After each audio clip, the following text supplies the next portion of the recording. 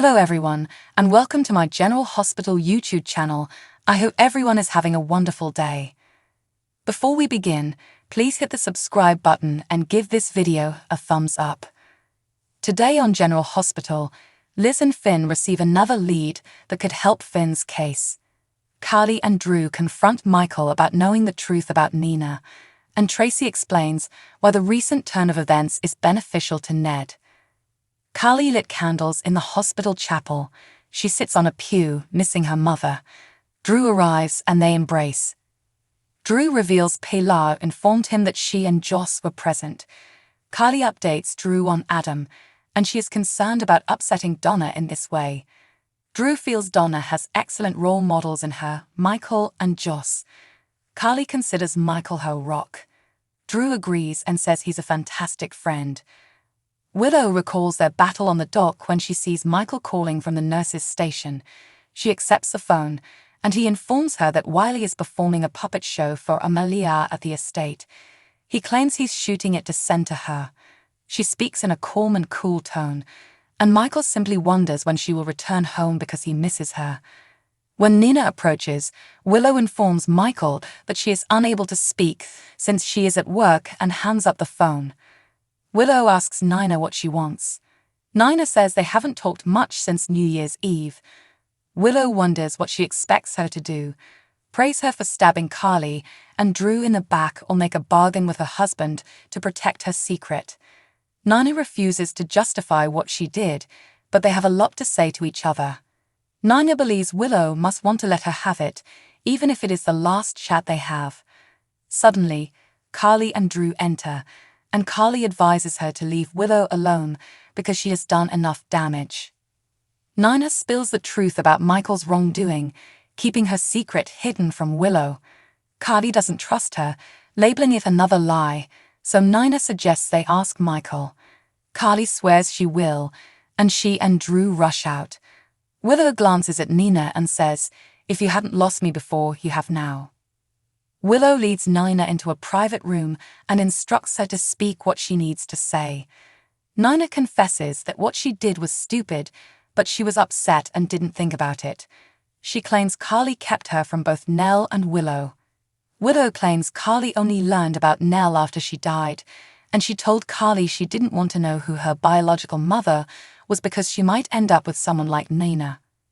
Willow claims that is why Carly did not inform her, and that the jokes are on her now that she is here. Willow describes her as selfish and frigid to the core. Nina admits she made mistakes, but Willow claims she wanted to upset Drew and Carly, and she couldn't wait to strike a breach between Carly and Michael right now. Nina claims Michael was blackmailing her into staying away, and in her opinion, she consented to his terms since losing her gradually was preferable to losing her suddenly. Willow claims Carly was correct, and all you do is lie to everyone. She claims the person she lies to the most is herself. Nina claims that confessing in church that night was a watershed moment for her, and she will no longer blame Carly and will accept responsibility for her faults. Nina claims she struck a pact with Michael so that everyone could stay happy, and she adores her. Willow says all she ended up doing was harming her, Michael, their kids, Carly and Drew. Willow claims she wants nothing more to do with Nina. Nina screams that she will never give up hope that they may start afresh, but Willow responds, "Hope is all you want." Nina promises she will never give up on her and will always be available if she needs her. Willow walks away. Finn and Liz enter his office, and he expresses gratitude for her assistance throughout. However, he believes it is best if she is not present when the doctor arrives, as they are breaking the regulations. She says they're in this together. There is a knock at the door, and it is Dr. Sawyer from Beech's Corner. Dr. Sawyer claims they contacted for a consultation. Finn believes her contribution could be life-changing. He hands her the paperwork on Dennis Muldoon, which confuses her because he is no longer alive. He explains that he is being sued by his wife for malpractice, and he was hoping that her association with Muldoon would aid his defense. Sawyer claims she can't assist him. She proposes that he contact his lawyer since, even if the patient is no longer alive, confidentiality still applies. Before leaving, Liz asks Sawyer to hear her out. She agrees to hear Liz's point of view because she has learned that nurses may provide helpful feedback. Liz consents she wants to help and has something to say.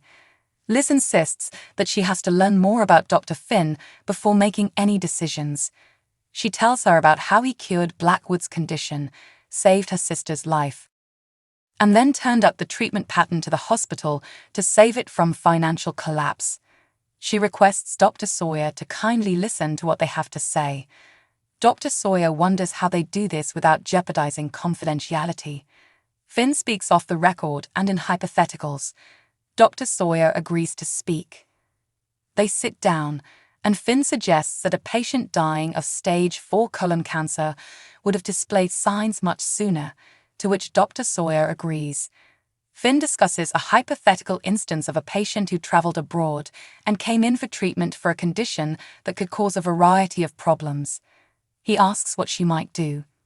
Sawyer says she would screen for all possibilities, even cancer, and if came back that they had cancer, she'd refer them to an oncologist. Liz inquires whether your office is aware of whether a patient made and kept an appointment with a specialist after being referred to one. Sawyer thinks it is the patient's obligation, and some patients never respond.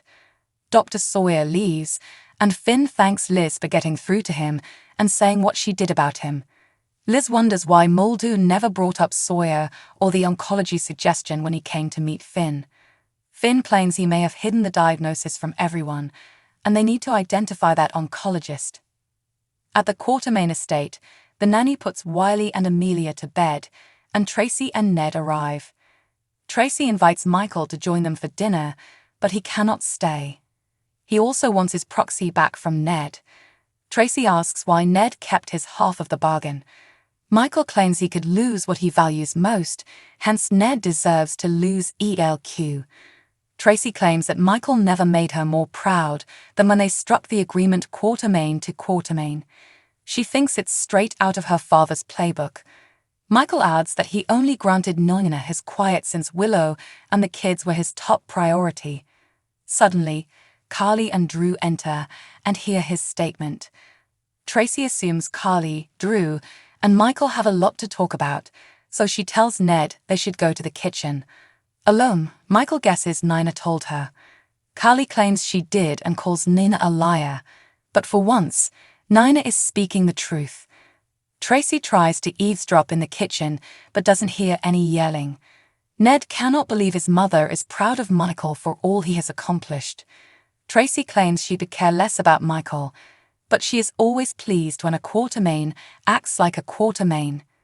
Tracy claims that he and Dylan are all she cares about, along with Brooke, Lynn, and Leo. She claims Leo is her grandchild, blood or not, and she adores him.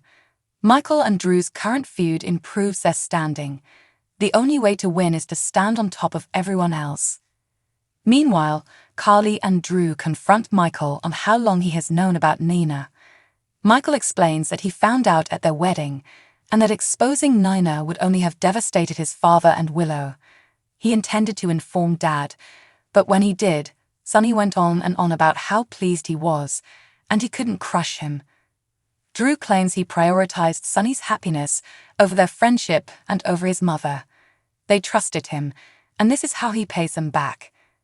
Drew tells Carly they should leave, but she has to speak with her son. Drew rushes away, and Michael asks his mother where they are going from here. Esme informs Spencer that she needs to take her son home. He suggests they discuss first and blocks her path to Ace. Esme isn't sure what's going on, but she wants her son now. Spencer thinks Ace is sleeping, and they should check in. He wonders why the court released her. She guesses he wanted to see her sent up the river and observes that he did not bring her baby to court as promised. He asks, why? To appease the judge. She promises to kiss him goodbye if she is carried away, but confesses that persuading the judge couldn't have hurt. She says that she brokered a deal and pleaded guilty, so she's grabbing her son and driving him home. Spencer waits, saying he has something to tell her, but she already knows about his trip to Paris with Trainer and is relieved to learn Ace isn't a priority for him. She insists on taking her son home, But Spencer claims Ace's home is no longer with her. She screams that he is Ace's brother and has no influence over where Ace's home is. Spencer clarifies that is not what he meant and adds, Ace is gone. Gone where? She inquires. Spencer responds, with our father. Esme freaks out and says she needs to call the police since this is a crime, an abduction. Spencer tells her to stop, and she responds, you don't get to tell me what to do, Spencer. He replies, don't you mean Spence, like you used to call me when you did your father's bidding? She recalls calling him Spence at the station, but says it signifies nothing. Spencer accuses her of remembering everything, including harassing Trina, revenge pornography, and setting fire to Ova's car, all because Ryan set her up. Esme claims those are simply stories to her, but he knows she is the same Esme who bullied him in school and pretended to like him. Spencer laments that the new Esme was a good person, but she's gone now, and she's back to the old Esme. Esme is stunned to realize Spencer delivered Ace to Nicholas.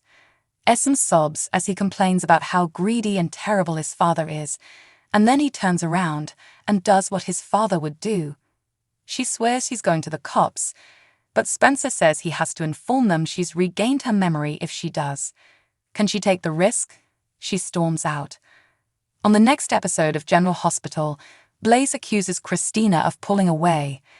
TJ asks Jordan whether she is okay with Christina as their surrogate. Cyrus asks someone, what makes you believe you can trust me? Esme asks someone, that's all you can do.